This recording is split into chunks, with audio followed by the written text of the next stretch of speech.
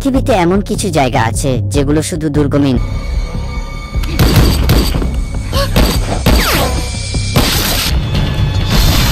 নয়, যে মৃত্যু ফাঁদ। আজকে আমরা এমন এক জায়গার কথা বলবো যেখানে ঢোকা মানেই নিখোঁজ হয়ে যাওয়া, ফিরে আসার আর কোনো উপায় নেই। এই জায়গাটা এমন এক জঙ্গল যাকে অনেকে বলে পৃথিবীর সবচেয়ে বিপজ্জনক ও রহস্যময় স্থান। এটা এমন এক বনভূমি যেখানে সূর্যের আলো পর্যন্ত পৌঁছাতে পারে না। দিনের বেলাতেও এখানে রাতের মতো অন্ধকার। চারপাশে ঘন গাছপালা, বিষাক্ত পোকামাকড়, বিশালাকার সাপ আর এমন সব শব্দ যেগুলো শুনলে শিউরে উঠবে গা।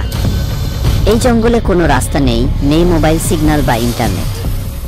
জিপিএস কাজ করে না, আর একবার ঢুকে পড়লে দিক হারানো নিশ্চিত।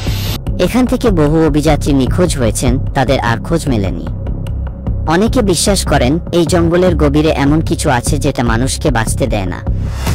বিজ্ঞানীরা মনে করেন এখানে অজানা অনেক প্রাণী বাস করে।